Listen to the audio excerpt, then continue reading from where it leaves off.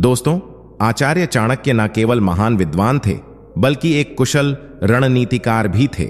उनके विचारों और नीतियों ने न केवल उन्हें बल्कि उनके शिष्यों और अनुयायियों को भी शत्रुओं पर विजय पाने में मदद की। आज हम चाणक्य नीति के उन 7 महत्वपूर्ण रणनीतियों पर चर्चा करेंगे जिनसे आप अपने शत्रुओं से निपट सकते हैं और वह भी उससे बिना लड़े उसे उसकी औकात दिखा सकते हैं। आपका दू मन आपके पास आकर खुद माफी मांगेगा। इससे पहले कि आप अपने दुश्मन को तड़पाना शुरू कर दो, जल्दी से इस वीडियो को लाइक करने के बाद चैनल को सब्सक्राइब कर लो, क्योंकि आपको हम रोज ऐसी ही चाणक्य की महान नीतियां बताते रहेंगे। और कमेंट में यह बताओ कि आप वीडियो कहां से देख रहे हैं। से दुश्मन को हराने की पहली रणनीति जो चाणक्य ने बताई है वह है शत्रु को भ्रम में रखना। चाणक्य का मानना था कि अगर आप अपने शत्रु को उसके उद्देश्यों और योजनाओं के बारे में भ्रमित कर सकते हैं तो आप उसे आसानी से हरा सकते हैं। शत्रु को कभी भी यह पता नहीं चलना चाहिए कि आप क्या सोच रहे हैं या आपकी अगली चाल क्या होगी। ऐसा करने से शत्रु अपने कदम सोच समझकर नहीं उठा पाएगा और उसके फैसले गलत हो सकते हैं। उदाहरण के लिए, अगर किसी युद्ध में आप अपने शत्रु को यह दिखाने में कामयाब हो जाते हैं कि आपकी सेना कमजोर है, तो वह आपकी कमजोरी का फायदा उठाने की कोशिश करेगा। लेकिन जैसे ही वह हमला करेगा, आप अपनी वास्तविक ताकत से उसे मात दे सकते हैं। इस तरह भ्रम की नीति से आप अपने शत्रु को उसके ही जाल में फंसा सकते हैं और उस पर विजय प्राप्त कर सकते हैं। दूसरी रणनीति जो चाणक्य ने बताई है वह है शत्रु की कमजोरी का फायदा उठाना। हर शत्रु के अंदर कुछ ना कुछ कमजोरियां होती हैं, चाहे वह कितना भी शक्तिशाली क्यों ना हो। चाणक्य हमें सिखाते हैं कि हमें अपने शत्रु की कमजोरियों को ढूंढना चाहिए और उनका फायदा उठाना चाहिए। यह कमजोरी शारीरिक हो सकती है, मानसिक हो सकती है या फिर उसकी स्थिति या परिस्थिति से संबंधित हो सकती है। उदाहरण के लिए, अगर आपका शत्रु क्रोधी स्वभाव का है तो आप उसे क्रोधित करके उसकी निर्णय शक्ति को कमजोर कर सकते हैं। या अगर आपका शत्रु किसी आर्थिक समस्या से जूझ रहा है तो आप उसकी इस कमजोरी का फायदा उठाकर उसे हराने के लिए उसे और अधिक कमजोर कर सकते हैं। इस तरह शत्रु की कमजोरियों का सही तरीके से उपयोग करके आप उस पर आसानी से विजय प्राप्त कर सकते हैं। तीसरी रणनीति जो चाणक्य ने बताया है वह है शत्रु के अंदर भय पैदा करना। चाणक्य का मानना था कि भय एक ऐसा हथियार है जो सबसे मजबूत शत्रु को भी कमजोर बना सकता है। अगर आप अपने शत्रु के मन में भय पैदा करने में कामयाब हो जाते हैं तो वह खुद ब खुदा कत है, तो वह आपके खिलाफ कोई कदम उठाने से पहले कई बार सोचेगा। इस तरह भय की नीति से आप अपने शत्रु को मानसिक रूप से कमजोर कर सकते हैं और उसे बिना किसी संघर्ष के हरा सकते हैं। चौथी रणनीति जो चाणक्य ने बताई है वह है शत्रु को आपस में लड़ाना। चाणक्य का मानना था कि अगर आप अपने शत्रुओं को आपस में लड़ाने में सफल हो जाते हैं तो वे खुद ही कमजोर हो जाएंगे और आपको उन्हें हराने के लिए अधिक प्रयास नहीं करना पड़ेगा। यह नीति विशेष रूप से तब काम आती है जब आपके शत्रु की संख्या अधिक हो या जब वे गठबंधन में हो। उदाहरण के लिए, अगर आपके 2 या अधिक शत्रु एक ही समय पर आपके खिलाफ हो तो आप उनके बीच झगड़ा लगाकर उन्हें आपस में ही उलझा सकते हैं। इससे उनकी ताकत कमजोर हो जाएगी और वे एक दूसरे को ही खत्म कर देंगे।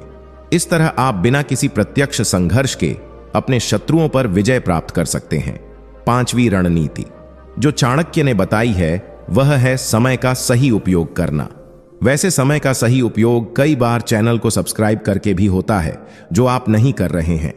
तो वीडियो लाइक करने के बाद चैनल को सब्सक्राइब कर लो और यह समझो कि चाणक्य का मानना था कि सही समय पर सही कदम उठाना शत्रु पर विजय पाने के लिए अत्यंत आवश्यक है। अगर आप जल्दबाजी में कोई निर्णय लेते हैं तो आप अपने शत्रु के जाल में फंस सकते हैं।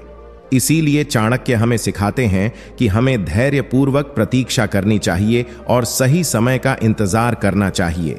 उदाहरण के लिए, अगर आपका शत्रु किसी परेशानी या संकट में है तो यह सही समय हो सकता है उस पर हमला करने का। या अगर आप किसी योजना को लागू करने की सोच रहे हैं तो तब तक इंतजार करें जब तक कि परिस्थितियां आपके पक्ष में ना हो। इस तरह सही समय का इंतजार करके और अपने कदम को सोच समझकर उठाकर आप अपने शत्रु पर आसानी से विजय प्राप्त कर सकते हैं। छठी रणनीति जो चाणक्य ने बताया है वह है शत्रु की जासूसी करना। चाणक्य ने हमेशा अपने शिष्यों को सिखाया कि शत्रु के हर कदम की जानकारी होना आवश्यक है। बिना जानकारी के आप अपने शत्रु की ताकत, कमजोरी और योजना के बारे में नहीं जान सकते। जासूसी के माध्यम से आप शत्रु की हर चाल को पहले से जान सकते हैं और उसके खिलाफ तैयारी कर सकते हैं। उदाहरण के लिए, अगर आपको यह पता चल जाए कि आपका शत्रु कब और कैसे हमला करने वाला है, तो आप पहले से ही उस हमले का मुकाबला करने के लिए तैयार रह सकते हैं। इस तरह जासूसी की मदद से आप शत्रु के हर कदम को विफल कर सकते हैं और उस पर जीत हासिल कर सकते हैं। सातवीं और अंतिम रणनीति जो चाणक्य ने बताई है वह है शत्रु के साथ संधि करना, लेकिन केवल तब जब यह आपके फायदे में हो। चाणक्य कहते हैं कि हमेशा लड़ाई ही समाधान नहीं होती, कभी कभी समझौता भी करना पड़ता है, लेकिन यह समझौता तभी करना चाहिए जब यह आपके लिए लाभदायक हो।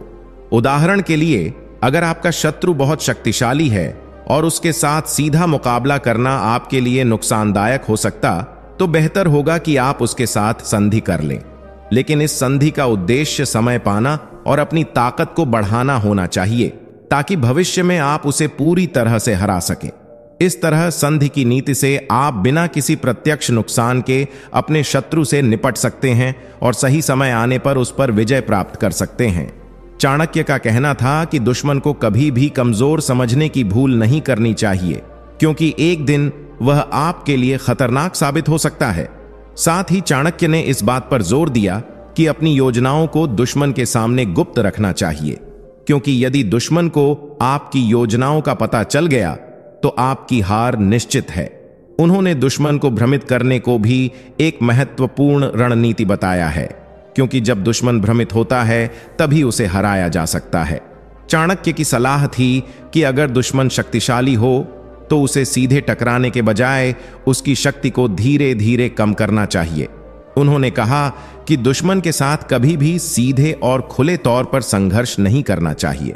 इसके बजाय उसे अप्रत्यक्ष रूप से कमजोर करना अधिक प्रभावी होता है। चाणक्य का मानना था कि दुश्मन की कमजोरियों को पहचानना और उन पर वार करना जीत का एक प्रमुख तरीका है। एक और महत्वपूर्ण विचार यह था कि दुश्मन को अपने कार्यों और उसके बारे में भी रखना चाहिए, ताकि वह सही समय पर सही कदम ना उठा सके। इसके अलावा चाणक्य ने इस बात पर जोर दिया कि दुश्मन की ताकत का आकलन करते समय उसकी चालाकी और योजनाओं का भी ध्यान रखना चाहिए, क्योंकि सिर्फ उसकी ताकत पर ध्यान देना आपकी हार का कारण बन सकता है। अंत में उन्होंने कहा कि दुश्मन के साथ गठबंधन करना एक प्रभावी तरीका हो सकता है, जिससे दुश्मन को पराजित करने में आसानी होती है। चाणक्य ने कहा कि दुश्मन से निपटने के लिए समय का सही उपयोग करना चाहिए।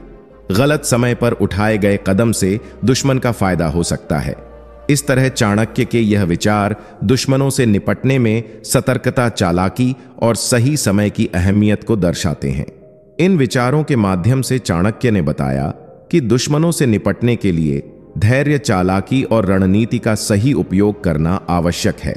हम अपने दुश्मन के बारे में तो बहुत सोचते हैं, लेकिन दोस्तों को भूल जाते हैं। आप उन्हें मत भूलिए, बल्कि उनकी मदद कीजिए। इन नीतियों के अलावा भी चाणक्य ने अपने शत्रु को मात देने के कुछ उपाय बताए हैं।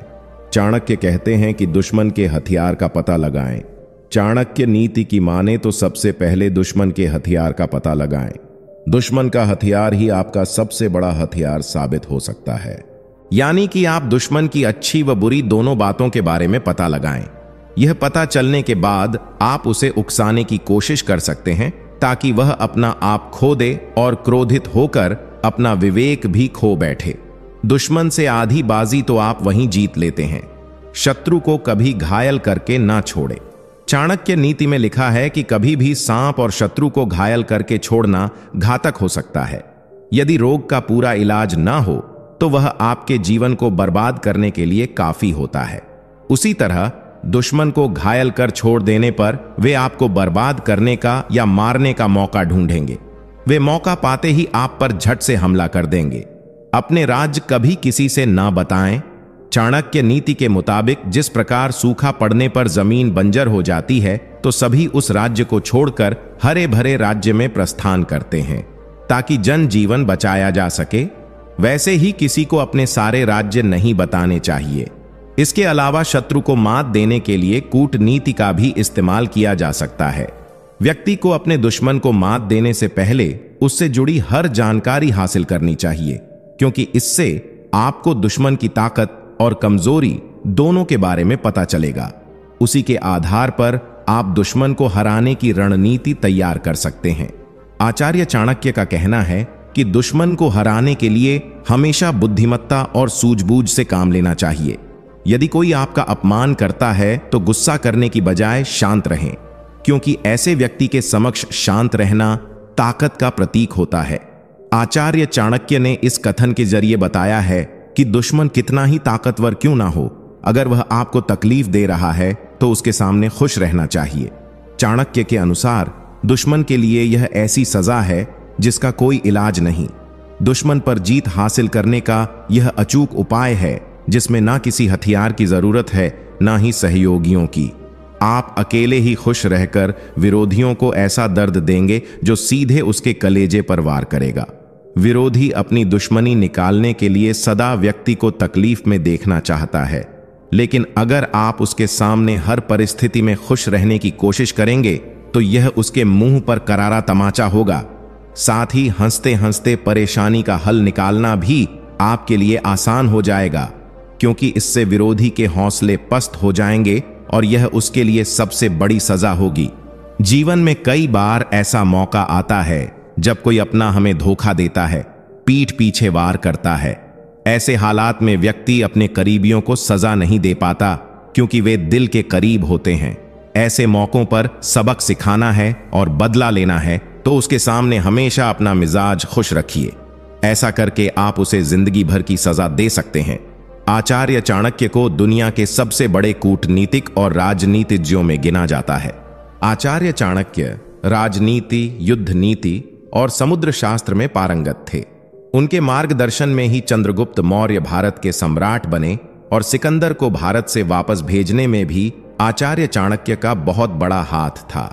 चाणक्य जानते थे कि ज्ञान और शिक्षा के द्वारा ही कोई भी व्यक्ति अपने जीवन को बदल सकता है।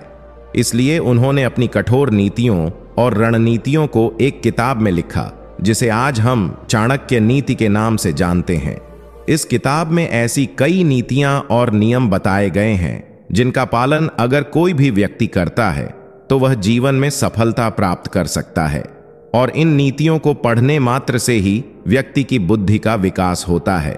चलिए आज हम आपको चाणक्य नीति में बताई गई चाणक्य की सबसे ज्यादा पावरफुल नीतियों के बारे में बताएंगे, तो वीडियो को अंत तक देखते रहिए। उससे पहले आपसे निवेदन है कि वीडियो को लाइक और चैनल को सब्सक्राइब जरूर कर लें। आचार्य चाणक्य कहते हैं कि आज के समय में आदमी को हद से ज्यादा सीधा भी नहीं होना चाहिए, क्योंकि अगर हम जंगल में जाकर देखें तो सीधे पेड़ पहले काट दिए जाते हैं और टेढ़े पेड़ अक्सर बच जाते हैं। देखिए, यह दुनिया बहुत ही चतुर और चालाक लोगों से भरी पड़ी है। ऐसे लोग जो हमेशा अपना फायदा देखते हैं और अपने फायदे के लिए वह आपका नुकसान करने से भी नहीं चूकते। इसलिए अगर आज आप ज्यादा सीधे और भोले भाले बनकर रहोगे तो लोग आपको बेवकूफ बना देंगे और हर कोई आपका फायदा उठाएगा। इसके कई उदाहरण आप भी अपने आसपास जरूर देखते होंगे। जो लोग ज्यादा सीधे साधे होते हैं, लोग उनको अपनी बातों में बहला फुसलाकर उनसे अपना काम निकलवा लेते हैं। तो सवाल यह आता है कि दोस्तों, अगर सीधे साधे ना बने तो क्या हम बुरे बन जाएं, लोगों से बुरा बर्ताव करना शुरू कर दें? तो देखिए, आपको ऐसा भी नहीं करना है। आपको बस समझदारी से काम लेना है और अपनी बुद्धि का प्रयोग करना है। आज के समय में लोग नायक बनने की कोशिश करते हैं। वह दूसरों के मदद मांगने पर झट से उनकी मदद कर देते हैं, भले ही उससे उनका कोई नुकसान हो रहा हो। ज्यादातर लोग ऐसा इसलिए करते हैं क्योंकि उन्हें लगता है कि ऐसा करने से सामने वाला व्यक्ति उनसे इंप्रेस हो जाएगा। लेकिन असलियत में होता यह है कि लोग ऐसे लोगों को बेवकूफ समझते हैं और वे आए दिन उनसे अपने काम निकलवा लेते हैं। इसलिए आज के समय में ज्यादा सीधे मत बनिए, लोगों को ना बोलना सीखिए। अगर आपको लगता है कि कोई आपका फायदा उठाने की कोशिश कर रहा है या कोई आपसे काम निकलवाने की कोशिश कर रहा है, तो किसी भी प्रकार की मदद करने से साफ इनकार कर दीजिए। इसके अलावा सीधे लोगों की एक और खासियत होती है कि वे किसी का विरोध नहीं कर पाते हैं। अगर कोई उन्हें कुछ भला बुरा कहे या उनका अपमान करें तो वे इस व्यक्ति को कुछ नहीं कह पाते। देखिए, अगर कोई बिना वजह आपका अपमान करें या आपको नीचा दिखाने की कोशिश करें तो उसका खुलकर विरोध करो, फिर चाहे वह कितना ही ताकतवर क्यों ना हो। देखिए, सीधे साधे लोग अक्सर लड़ाई से बचने की सोचते हैं और इसलिए वे बहस करना ज्यादा पसंद नहीं करते। लेकिन आप खुद सोचकर देखिए कि अगर कोई बिना वजह आपका अपमान कर रहा है और आप उसका विरोध नहीं करोगे तो इससे आपके आत्मसम्मान और आपकी इमेज को गहरी चोट लगेगी। इसलिए इंसान को ज्यादा सीधा और भोला नहीं होना चाहिए और थोड़ा चालाक और बुद्धिमान भी बनना चाहिए।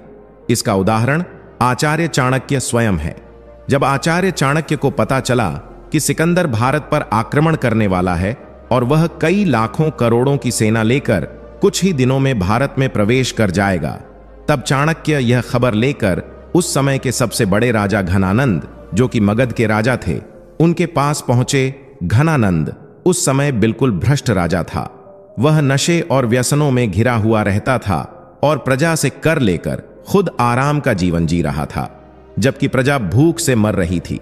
तो चाणक्य ने जब घनानंद को बताया कि सिकंदर भारत पर आक्रमण करने वाला है और हमें पूरे भारत के सभी राजाओं को एकजुट करना होगा और अखंड भारत की नींव रखनी होगी, तभी हम सिकंदर का मुकाबला कर पाएंगे, तो घनानंद ने चाणक्य की बातों पर ध्यान नहीं दिया और कहा कि मगध अपनी रक्षा स्वयं कर लेगा। और जब चाणक्य ने उसे और समझाने की कोशिश की तो घनानंद ने उन्हें शिखा से घसीटकर महल से बाहर फेंक दिया। इससे क्रोधित होकर चाणक्य ने शपथ ली कि जब तक वह घनानंद और उसके वंश को जड़ से खत्म नहीं कर देते तब तक वह अपनी शिखा नहीं बांधेंगे। और फिर हम सब जानते हैं कि आचार्य चाणक्य ने चंद्रगुप्त मौर्य को शिक्षा दी और उनके साथ मिलकर साम, दाम, दंड, भेद और सभी कूटनीतियों का प्रयोग करके घनानंद को जड़ से उखाड़ फेंका। तो इस कहानी से हमें सीख मिलती है कि ज्यादा सीधे मत बनो, क्योंकि हमेशा सीधी उंगली से घी नहीं निकलता, और जब सीधी उंगली से घी ना निकले तो उंगली टेढ़ी करनी पड़ती है। व्यक्ति जन्म से नहीं बल्कि अपने कर्मों से महान बनता है। धनानंद जो था वह राजकुल में पैदा हुआ, राजा का बेटा था, लेकिन फिर भी वह एक व्यसनी और अयोग्य राजा था। जबकि चंद्रगुप्त कोई राजा का बेटा नहीं था, वह तो किसी शराबी आदमी के घर जन्मा था। चंद्रगुप्त का पिता हर दिन नशा करता था और घर आकर लड़ाई झगड़ा करता था, लेकिन चंद्रगुप्त की मां ने उसको बचपन से ही राजा महाराजाओं की कहानियां सुनाई, अच्छे संस्कार दिए और काबिल बनाया। आचार्य चाणक्य जब घनानंद के हाथों अपमान सहने के बाद मगध से वापस लौट रहे थे, तब उन्होंने चंद्रगुप्त को देखा। चंद्रगुप्त अपने मित्रों के साथ राजा और चोर का खेल खेल रहा था, जिसमें वह राजा बना था। आचार्य चाणक्य समुद्र शास्त्र में निपुण थे, यानी वह किसी व्यक्ति को देखकर ही बता देते थे कि उसकी क्या औकात है और उसमें क्या गुण और दोष हैं। और इसलिए चंद्रगुप्त को देखते ही आचार्य चाणक्य समझ गए कि यह लड़का भारत का भावी सम्राट बनने की योग्यता रखता है। और इसलिए चंद्रगुप्त के पिता को कुछ स्वर्ण मुद्राएं देकर चाणक्य चंद्रगुप्त को खरीदकर अपने साथ शिला ले आए और वहां उन्होंने चंद्रगुप्त को विभिन्न विषयों और कलाओं की शिक्षा दी। उन्होंने चंद्रगुप्त को शास्त्र और शस्त्र दोनों में पारंगत किया और चंद्रगुप्त को वह सब सिखाया जो एक राजा को पता होना चाहिए। और सालों की कड़ी मेहनत और लगन के बाद चंद्रगुप्त मौर्य अब पूरी तरह से एक सम्राट बनने के लिए तैयार हो गए थे। उनमें वह सभी गुण आ चुके थे जो एक राजा के भीतर होने चाहिए। तो इस पूरी कहानी से मैं आपको वही बात समझाना चाहती हूं जो आचार्य चाणक्य ने स्वयं कहा है कि व्यक्ति अपने जन्म से नहीं बल्कि अपने कर्मों से महान बनता। आप जैसे कर्म करेंगे वैसा ही आपको फल मिलेगा। यही प्रकृति का सीधा साफ नियम है। इसलिए अपनी जिंदगी जैसी भी है उसके लिए किसी और को दोष देना बंद करो और अपने कर्मों में सुधार करो। जीवन स्वयं ही सुधरता चला जाएगा। शिक्षा के द्वारा व्यक्ति चरित्रवान और बलवान बनता है। चाणक्य शिक्षा को बहुत ज्यादा महत्व देते थे। वह अपनी पुस्तक में लिखते हैं कि व्यक्ति के चरित्र का निर्माण शिक्षा के द्वारा ही होता है। अगर कोई व्यक्ति अच्छी शिक्षा ग्रहण कर लेता है तो वह खुद को रंग से राजा बना सकता है। लेकिन दोस्तों, तब शिक्षा से मतलब सिर्फ किताबों को रट लेना या परीक्षा में अच्छे नंबर ले आना नहीं होता था। तब शिक्षा से मतलब था ज्ञान अर्जित करना, ऐसा ज्ञान जो आपके जीवन को सुधारे, ऐसा ज्ञान जो आपको हर मुश्किल से लड़ना सिखाए। आज के समय में लोग पीएचडी तो कर लेते हैं, लेकिन फिर इस बात को लेकर रोते हैं कि उनका ब्रेकअप हो गया। क्या फायदा ऐसी पीएचडी का जिसने आपको यही नहीं सिखाया कि अपनी भावनाओं पर काबू कैसे किया जाए, सही गलत का निर्णय कैसे लिया जाए। आज का एजुकेशन सिस्टम पूरी तरह से ब्रिटिशर्स का दिया हुआ है। हमारी वैदिक गुरुकुल पद्धति ही शिक्षा लेने का सबसे अच्छा तरीका था, जब विद्यार्थियों को सिर्फ किताबें नहीं रटाई जाती थीं, बल्कि उन्हें सिखाया जाता था कि जीवन आखिर कैसे जिया जाता है, अनुशासन में कैसे रहते हैं, मन को वश में कैसे किया जाता है। तब शिक्षा ऐसी थी जो विद्यार्थी को हर तरह से काबिल बनाती थी। चाणक्य शिक्षा को बहुत महत्वपूर्ण बताते हैं और वह कहते हैं कि व्यक्ति का चरित्र शिक्षा के द्वारा ही मजबूत होता है। इसीलिए दोस्तों, भले ही आज के समय में गुरुकुल शिक्षा पद्धति नहीं है, लेकिन फिर भी आपको अपनी तरफ से यह कोशिश करनी चाहिए कि आप विभिन्न विषयों का ज्ञान प्राप्त करें। चाणक्य जैसे ही ज्ञानी लोगों को पढ़े, उनकी पुस्तकें पढ़े और इसके साथ साथ विभिन्न कलाओं को भी सीखें, जैसे मार्शल आर्ट, युद्ध कला आदि आर्ट्स। दुनिया जीतने से पहले एक देश को जीतो, देश को जीतने से पहले एक राज्य को जीतो, राज्य को जीतना है तो शुरुआत छोटे छोटे शहरों से करो। दोस्तों, आइए कहानी पर वापस लौट होते हैं। जैसा कि मैं आपको बता रहा था कि चाणक्य ने चंद्रगुप्त को हर तरह की शिक्षा और कलाएं सिखाई और उसको पूरी तरह से तैयार कर दिया। उस समय तक सिकंदर भारत की सीमा तक पहुंच चुका था और उसने सिंध नदी के पास ही अपना डेरा डाल रखा था। तो चाणक्य ने चंद्रगुप्त को समझाया कि जब तक दुश्मन पर विजय नहीं पा लेते, तब तक उसको अपना दोस्त बना के रखो। चंद्रगुप्त ने मतलब पूछा तो चाणक्य ने कहा कि तुम जाओ और सिकंदर की सेना में एक सिपाही बन जाओ। तो चंद्रगुप्त ने वही किया, वह सिकंदर की सेना में सिपाही बन गए। इसके बाद चाणक्य के बताए अनुसार चंद्रगुप्त ने सिकंदर की सेना में फूट डालनी शुरू कर दी। सिकंदर की सेना में जो भी हिंदू सैनिक थे, उनके साथ समान व्यवहार नहीं किया जाता था और चंद्रगुप्त ने इसी बात को निशाना बनाकर सभी हिंदू सैनिकों के मन में आक्रोश पैदा कर दिया, जिस वजह से सिकंदर की सेना में आपसी झगड़े और मतभेद होने लगे और सिकंदर की सेना अंदर से खोखली होने लगी। ऐसी ही कई रणनीतियों के बल पर चाणक्य और चंद्रगुप्त ने सिकंदर को कभी भारत में घुसने ही नहीं दिया और वह बाहर से ही वापस चला गया। इसके बाद चाणक्य और चंद्रगुप्त ने अपने साथ सैनिकों की सेना को जोड़ा, जिसमें हाथी घोड़े भी शामिल थे, और उस सेना को लेकर उन्होंने सीधा मगध पर आक्रमण कर दिया। और इस युद्ध में चंद्रगुप्त और चाणक्य को पूरी तरह से हार का सामना करना पड़ा और उनकी सेना को मगध की सेना ने ध्वस्त कर दिया। जिसके बाद चाणक्य को अपनी गलती का एहसास हुआ और उन्हें समझ में आया कि सेना लेकर इतने बड़े राज्य पर आक्रमण करना बेवकूफी है। अगर किसी राजा को जीतना हो तो पहले उसके आसपास के छोटे छोटे शहरों को जीतो। और इसके बाद आचार्य चाणक्य और चंद्रगुप्त मौर्य ने एक नई सेना बनाई और मगध के आसपास के उन छोटे छोटे शहरों पर हमला शुरू कर दिया जहां घनानंद की कमजोर पकड़ थी, ठबरारी। और इसके बाद उन सभी राज्यों की सेनाओं को भी अपने साथ करते करते चंद्रगुप्त और चाणक्य की सेना बहुत बड़ी हो गई और फिर उन्होंने अपनी उस विशाल सेना के साथ मगध की राजधानी पाटलिपुत्र पर आक्रमण किया और घनानंद को मारकर इसके पूरे वंश का सर्वनाश कर दिया। और इसी के कारण आचार्य चाणक्य की प्रतिज्ञा भी पूरी हुई और चंद्रगुप्त मौर्य भारत के सम्राट बने। तो यहां पर सीखने वाली बात यह है कि हमेशा छोटे लेवल से शुरुआत करो, क्योंकि एकदम से बहुत बड़ा करने की कोशिश करोगे तो हार का स्वाद चखना पड़ेगा। इसलिए छोटे छोटे कदमों से शुरू करो और धीरे धीरे अपने लेवल को बढ़ाते जाओ। हर चीज में सफलता पाने का यही तरीका है। अपने रहस्यों को किसी के सामने उजागर मत करो। आचार्य चाणक्य का मानना था कि व्यक्ति को अपने रहस्य किसी को भी नहीं बताने चाहिए, फिर चाहे वह आपका कितना भी सगा व्यक्ति क्यों ना हो। चाहे कोई आपका कितना ही अच्छा मित्र क्यों ना हो, क्योंकि मित्र कब शत्रु में बदल जाए यह कोई नहीं कह सकता। लोग एक छोटी सी बहस में ही मित्रता तोड़ देते हैं। इसलिए अपने राज्य को राज्य ही रखें, चाहे वह आपका कोई लक्ष्य हो, चाहे कोई गलती या कोई उपलब्धि। इसके बारे में किसी को भी ना बताएं, वरना भविष्य में आपको इसका बहुत बड़ा अंजाम भुगतना पड़ेगा। याद रखिए, जो बात दो लोगों को पता हो वह रहस्य नहीं होती। इसलिए अगर किसी बात को रहस्य रखना है तो उसके बारे में किसी को भनक भी ना लगने दे। आचार्य चाणक्य कहते हैं कि जिस प्रकार सभी पर्वतों पर मणि नहीं मिलती, सभी हाथियों के मस्तक में मोती उत्पन्न नहीं होता, सभी वनों में चंदन का वृक्ष नहीं होता, उसी प्रकार सज्जन पुरुष सभी जगहों पर नहीं मिलते हैं। झूठ बोलना, उतावलापन दिखाना, दुस्साहस करना, छल कपट करना, मूर्खतापूर्ण कार्य करना, लोभ करना, अपवित्र और निर्दयता, यह सभी स्त्रियों के स्वाभाविक दोष हैं। चाणक्य उपर्युक्त दोषों को स्त्रियों का स्वाभाविक गुण मानते हैं। हालांकि वर्तमान दौर की शिक्षित स्त्रियों में इन दोषों का होना सही नहीं कहा जा सकता है।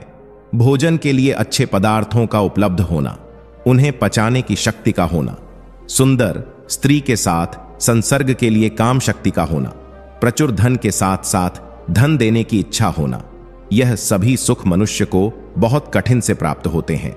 चाणक्य कहते हैं कि जिस व्यक्ति का पुत्र उसके नियंत्रण में रहता है, जिसकी पत्नी आज्ञा के अनुसार आचरण करती है और जो व्यक्ति अपने कमाए धन से पूरी तरह संतुष्ट रहता है, ऐसे मनुष्य के लिए यह संसार ही स्वर्ग के समान है।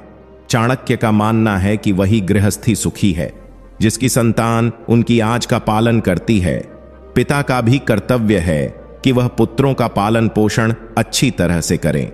इसी प्रकार ऐसे व्यक्ति को मित्र नहीं कहा जा सकता है जिस पर विश्वास नहीं किया जा सके, और ऐसी पत्नी व्यर्थ है जिससे किसी प्रकार का सुख प्राप्त ना हो। जो मित्र आपके सामने चिकनी चुपड़ी बातें करता हो और पीठ पीछे आपके कार्य को बिगाड़ देता हो, उसे त्याग देने में ही भलाई है। चाणक्य कहते हैं कि वह उस वृत्त के समान है जिसके ऊपर के हिस्से में दूध लगा है परंतु अंदर विष भरा हुआ होता है। चाणक्य कहते हैं कि जो व्यक्ति अच्छा मित्र नहीं है उस पर तो विश्वास नहीं करना चाहिए, परंतु इसके साथ ही अच्छे मित्र के संबंध में भी पूरा विश्वास नहीं करना चाहिए, क्योंकि यदि वह नाराज हो गया तो आपके सारे भेद खोल सकता है। अतः सावधानी अत्यंत आवश्यक है। चाणक्य का मानना है कि व्यक्ति को कभी अपने मन का भेद नहीं खोलना चाहिए। उसे जो भी कार्य करना है उसे अपने मन में रखे और पूरी तन्मयता के साथ उसे पूरा करें। अपने रहस्यों को किसी भी व्यक्ति को मत बताइए। जो व्यक्ति दूसरों के सामने अपने रहस्य प्रकट करता है उसे बर्बाद होने से कोई नहीं बचा सकता। हमारे साथ अधिकतर यही होता है कि हम किसी को अपना मित्र मानकर अपने भेद दूसरों के सामने रख देते हैं। इसका परिणाम यह होता है कि एक समय पर वही हमारे भेद को दूसरे के सामने खोलकर हमारा नुकसान करा सकता है। इसलिए चाणक्य नीति के इस सूत्र को अपनी जीवन में जरूर अपनाएं। सरकारी नौकरी सर्वोत्तम होती है और अच्छे व्यापार के लिए व्यवहार कुशल होना आवश्यक है। दोस्तों, जब आप अकेले होते हैं तो उस अकेलेपन में आप एक बात हमेशा सोचते होंगे कि मैं हमेशा लोगों का भला करता हूं, किसी का दिल नहीं दुखाता, किसी को दुख तकलीफ नहीं देता, जिससे प्यार करता हूं उसकी बहुत ज्यादा इज्जत करता हूं और मेरी वजह से वह थोड़ा सा भी परेशान ना हो। इस बात का भी आप बहुत अच्छे से ख्याल रखते हैं।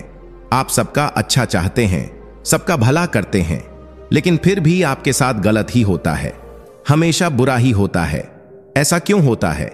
ऐसा इसलिए होता है क्योंकि आप तो अपने सच्चे दिल से उसे रिश्ते को निभाते हैं जिससे आप प्यार करते हैं। सामने वाले को आप फुल रिस्पेक्ट देते हैं, उसकी पूरी कदर करते हैं, उसकी भावनाओं का सम्मान करते हैं, लेकिन सामने वाला व्यक्ति यानी कि जो आपसे प्यार करता है वह आपको थोड़ी सी भी रिस्पेक्ट नहीं देता। वह आपको वह प्यार नहीं देता जो आप डिजर्व करते हैं, जो आपको मिलना चाहिए। और इसका सिर्फ एक ही कारण है, आप हमेशा उस इंसान के लिए मौजूद रहते हैं। उसके एक इशारे पर, एक बार कहने मात्र से ही आप उसके सामने हाजिर हो जाते हैं। उसके हर दुख सुख में खड़े रहते हैं। अपना सारा काम धाम छोड़कर, अपना सब कुछ छोड़कर केवल उस इंसान को समय देते हैं जो आपकी कदर नहीं करता, और यही सबसे बड़ा कारण है आपके उस दुख का। दोस्तों, इस वीडियो के अंत तक आप बने रहना, क्योंकि इस वीडियो से आपको बहुत कुछ सीखने को मिलेगा। दोस्तों, वीडियो को लाइक और कमेंट जरूर कर दीजिए, क्योंकि आपके एक लाइक और कमेंट से हमें बहुत मोटिवेशन मिलता है। दोस्तों, हम आपके लिए इतनी मेहनत करते हैं, तो बदले में आप एक लाइक और एक प्यारा सा कमेंट करके चैनल को सब्सक्राइब तो कर ही सकते हैं।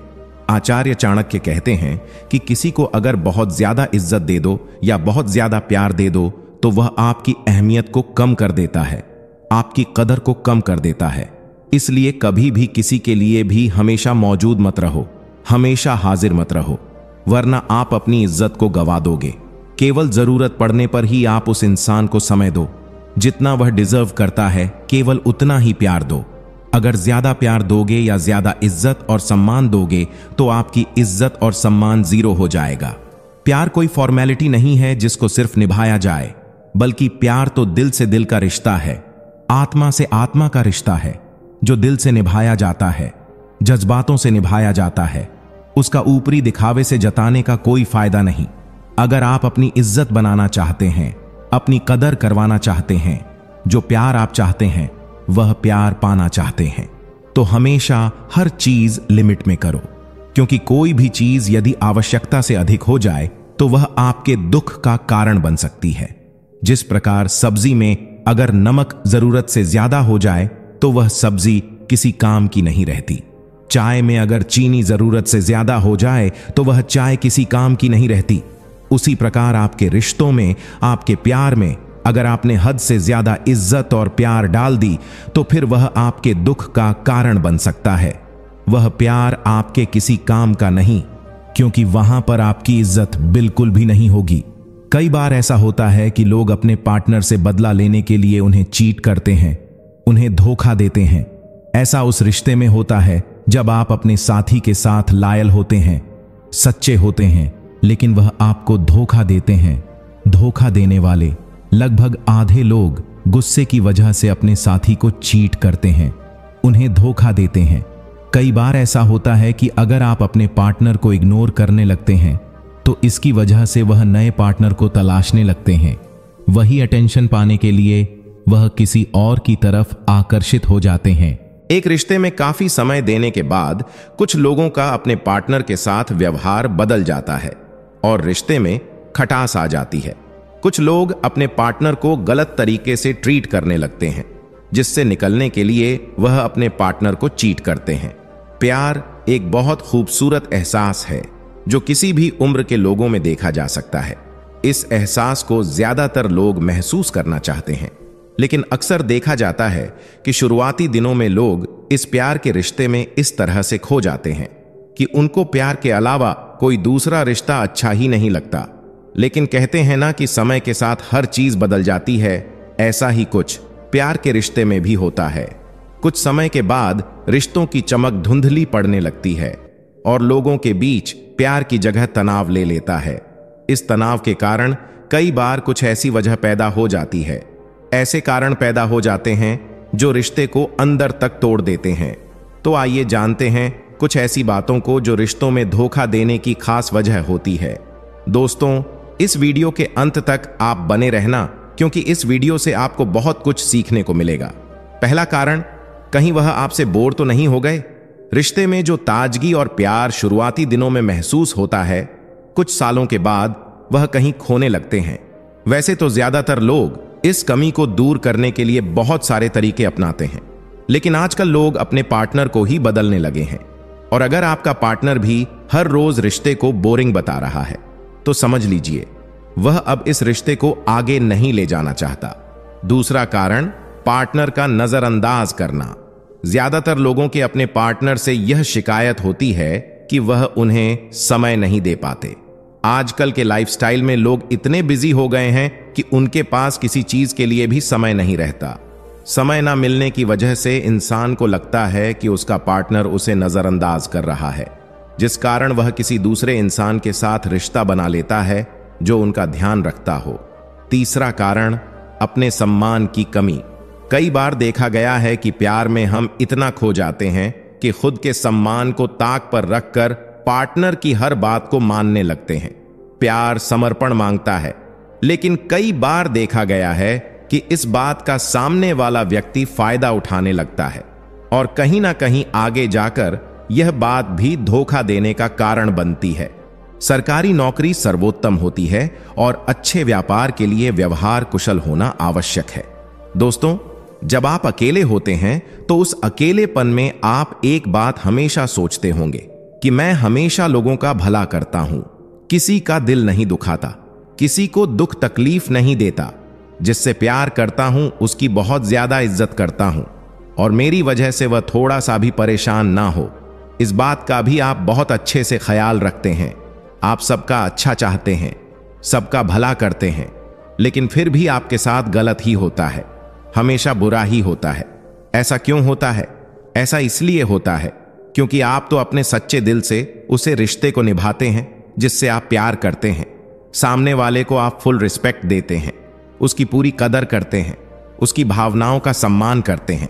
लेकिन सामने वाला व्यक्ति यानी कि जो आपसे प्यार करता है वह आपको थोड़ी सी भी रिस्पेक्ट नहीं देता, वह आपको वह प्यार नहीं देता जो आप डिजर्व करते हैं, जो आपको मिलना चाहिए। और इसका सिर्फ एक ही कारण है, आप हमेशा उस इंसान के लिए मौजूद रहते हैं। उसके एक इशारे पर एक बार कहने मात्र से ही आप उसके सामने हाजिर हो जाते हैं, उसके हर दुख सुख में खड़े रहते हैं, अपना सारा काम धाम छोड़कर, अपना सब कुछ छोड़कर केवल उस इंसान को समय देते हैं जो आपकी कदर नहीं करता। और यही सबसे बड़ा कारण है आपके उस दुख का। दोस्तों, इस वीडियो के अंत तक आप बने रहना, क्योंकि इस वीडियो से आपको बहुत कुछ सीखने को मिलेगा। दोस्तों, वीडियो को लाइक और कमेंट जरूर कर दीजिए, क्योंकि आपके एक लाइक और कमेंट से हमें बहुत मोटिवेशन मिलता है। दोस्तों, हम आपके लिए इतनी मेहनत करते हैं, तो बदले में आप एक लाइक और एक प्यारा सा कमेंट करके चैनल को सब्सक्राइब तो कर ही सकते हैं। आचार्य चाणक्य कहते हैं कि किसी को अगर बहुत ज्यादा इज्जत दे दो या बहुत ज्यादा प्यार दे दो तो वह आपकी अहमियत को कम कर देता है, आपकी कदर को कम कर देता है। इसलिए कभी भी किसी के लिए भी हमेशा मौजूद मत रहो, हमेशा हाजिर मत रहो, वरना आप अपनी इज्जत को गवा दोगे। केवल जरूरत पड़ने पर ही आप उस इंसान को समय दो जितना वह डिजर्व करता है, केवल उतना ही प्यारी दो। अगर ज्यादा प्यार दोगे या ज्यादा इज्जत और सम्मान दोगे तो आपकी इज्जत और सम्मान जीरो हो जाएगा। प्यार कोई फॉर्मेलिटी नहीं है जिसको सिर्फ निभाया जाए, बल्कि प्यार तो दिल से दिल का रिश्ता है, आत्मा से आत्मा का रिश्ता है जो दिल से निभाया जाता है, जज्बातों से निभाया जाता है। उसका ऊपरी दिखावे से जताने का कोई फायदा नहीं। अगर आप अपनी इज्जत बनाना चाहते हैं, अपनी कदर करवाना चाहते हैं, जो प्यार आप चाहते हैं वह प्यार पाना चाहते हैं, तो हमेशा हर चीज लिमिट में करो, क्योंकि कोई भी चीज यदि आवश्यकता से अधिक हो जाए तो वह आपके दुख का कारण बन सकती है। जिस प्रकार सब्जी में अगर नमक जरूरत से ज्यादा हो जाए तो वह सब्जी किसी काम की नहीं रहती। चाय में अगर चीनी जरूरत से ज्यादा हो जाए तो वह चाय किसी काम की नहीं रहती। उसी प्रकार आपके रिश्तों में, आपके प्यार में अगर आपने हद से ज्यादा इज्जत और प्यार डाल दी तो फिर वह आपके दुख का कारण बन सकता है। वह प्यार आपके किसी काम का नहीं, क्योंकि वहां पर आपकी इज्जत बिल्कुल भी नहीं होगी। कई बार ऐसा होता है कि लोग अपने पार्टनर से बदला लेने के लिए उन्हें चीट करते हैं, उन्हें धोखा देते हैं। ऐसा उस रिश्ते में होता है जब आप अपने साथी के साथ लॉयल होते हैं, सच्चे होते हैं, लेकिन वह आपको धोखा देते हैं। धोखा देने वाले लगभग आधे लोग गुस्से की वजह से अपने साथी को चीट करते हैं, उन्हें धोखा देते हैं। कई बार ऐसा होता है कि अगर आप अपने पार्टनर को इग्नोर करने लगते हैं तो इसकी वजह से वह नए पार्टनर को तलाशने लगते हैं। वही अटेंशन पाने के लिए वह किसी और की तरफ आकर्षित हो जाते हैं। एक रिश्ते में काफी समय देने के बाद कुछ लोगों का अपने पार्टनर के साथ व्यवहार बदल जाता है और रिश्ते में खटास आ जाती है। कुछ लोग अपने पार्टनर को गलत तरीके से ट्रीट करने लगते हैं, जिससे निकलने के लिए वह अपने पार्टनर को चीट करते हैं। प्यार एक बहुत खूबसूरत एहसास है जो किसी भी उम्र के लोगों में देखा जा सकता है। इस एहसास को ज्यादातर लोग महसूस करना चाहते हैं, लेकिन अक्सर देखा जाता है कि शुरुआती दिनों में लोग इस प्यार के रिश्ते में इस तरह से खो जाते हैं कि उनको प्यार के अलावा कोई दूसरा रिश्ता अच्छा ही नहीं लगता। लेकिन कहते हैं ना कि समय के साथ हर चीज बदल जाती है। ऐसा ही कुछ प्यार के रिश्ते में भी होता है। कुछ समय के बाद रिश्तों की चमक धुंधली पड़ने लगती है और लोगों के बीच प्यार की जगह तनाव ले लेता है। इस तनाव के कारण कई बार कुछ ऐसी वजह पैदा हो जाती है, ऐसे कारण पैदा हो जाते हैं जो रिश्ते को अंदर तक तोड़ देते हैं। तो आइए जानते हैं कुछ ऐसी बातों को जो रिश्तों में धोखा देने की खास वजह होती है। उसकी तुलना किससे की जा सकती है? प्रत्येक व्यक्ति के कर्तव्य एवं पुरवैया जा सकता है, चाहे वह कितना ही दुष्कर क्यों ना हो। प्रत्येक मननशील मनुष्य के मन में अनेक विचार उठते रहते हैं। उनको सदा समाज के समक्ष कहने से उनका सम्मान कम हो जाता है। इसलिए उसे चाहिए कि वह मनन पूर्वक उन विचारों को मन ही में रखें। अपने स्वप्नों को साकार करने का यत्न मौन रहते हुए करें। बनता कार्यान्वित हो जाने पर वे स्वयं प्रकट हो जाएंगे। इससे समाज में उसकी प्रतिष्ठा बढ़ेगी। जीवात्मा कर्म करने में स्वतंत्र है, परमात्मा का हाथ है। जीवात्मा जैसा कर्म करता है वैसा फल पाता है।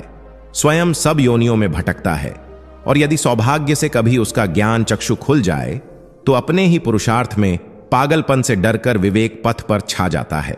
लेकिन इसमें भी त्याग और तपस्या की जरूरत है। जिस किसी से जितना भी ज्ञान मिले उसे ग्रहण कर लेना चाहिए और बदले में कृतज्ञता प्रकट करनी चाहिए। परिश्रम करने पर धन अवश्य प्राप्त होता है, जिससे दरिद्रता नहीं रहती। अपने आराध्य देव का नाम याद करने पर पाप करने की प्रवृत्ति नष्ट हो जाती है। मौन धारण कर लेने पर लड़ाई का अंत हो जाता है। जागते रहने पर चोरों का भय दूर हो जाता है। संध्या का उतना महत्व नहीं है जितना गुणों का होता है। एक चांद के समक्ष अनेक तारे। क्यों? ज्ञान बहुत बड़ी संपदा है, लेकिन उसके अनुसार आचरण ना हो तो वह ज्ञान व्यर्थ हो जाता है। मनुष्य को चाहिए कि वेश्याओं से अनुरक्त ना हो। वेश्याएं धन प्राप्ति के लिए धन देने वालों को मनोरंजना अथ हंसाती है और सभी पुरुषों को अपनी ओर आकर्षित कर लेती है। इसलिए इनकी प्रीति क्षण भंगुर होती है। कुटिल होना ठीक नहीं, लेकिन सीधे साधे स्वभाव का होना भी तो ठीक नहीं है, अन्यथा कोई ठग लेगा। यह संसार तो एक कड़वे वृक्ष के समान है जिसमें दो प्रकार के फल लगते हैं, मधुर मन और सत्संग थी। यह दोनों मानव के लिए लाभकारी हैं, जिनके स्वाद पाकर मानव जीवन सफल हो जाता है। जन्म के अंधे को दिखाई नहीं पड़ता, यह तो उसका दुर्भाग्य है। पिछले जन्म के पापों की ईश्वर प्राप्त सज्जा है। लेकिन अंधापन केवल आंखों का नहीं होता बल्कि मन का भी होता है, जिससे वह अविवेकी, अत्याचारी एवं अन्याय बन जाता है। भविष्य चाहे कितना भी सुंदर क्यों ना हो, इसकी कल्पना करने से क्या लाभ है? अतीत की चिंता भी नहीं करनी चाहिए। भविष्य तो वर्तमान पर निर्भर करता है। इसलिए तुम जो कर रहे हो उसी का चिंतन करो। सब लोग सबसे बैर भाव नहीं रखते। बैर भाव तो लोग ईर्ष्यावश करते हैं। मूर्ख विद्वानों से जलता है, इसलिए उनसे बैर भाव रखता है। धनहीन का धनिकों से बैर भाव रखना भी स्वाभाविक है। मनुष्य का मन हमेशा पवित्र होना चाहिए, जिसका अंतकरण अपवित्र है। ऐसा दुष्ट मनुष्य सैकड़ों बार तीर्थ स्नान क्यों ना करे, शुद्ध नहीं होता। जैसे मदिरा का बर्तन जलाया भी जाए तो शुद्ध नहीं होता। घर की विवाहिता नारी से ही घर बनता है, लेकिन नारी होना काफी नहीं, उसमें नारीत्व मातृत्व का गुण भी होना जरूरी है। पति के प्रति प्रेम भाव भी होना अनिवार्य है। मनुष्य के लिए स्वर्ग नरक कहीं दूसरे लोक में नहीं बल्कि पृथ्वी तल पर ही है। मनुष्य को इस संसार में रहकर कुछ ना कुछ करते रहना चाहिए। यह तो मायावी दुनिया है, इसलिए अपने आप को पापों से बचाने के लिए भगवान की पूजा करनी चाहिए। याद रहे, जैसे जंगल के एक पेड़ में आग लग जाने पर सारा जंगल झलक राख हो जाता है, उसी प्रकार यदि एक औलाद गलत एवं चरित्रहीन निक जाए तो पूरा परिवार जलकर राख हो जाता है।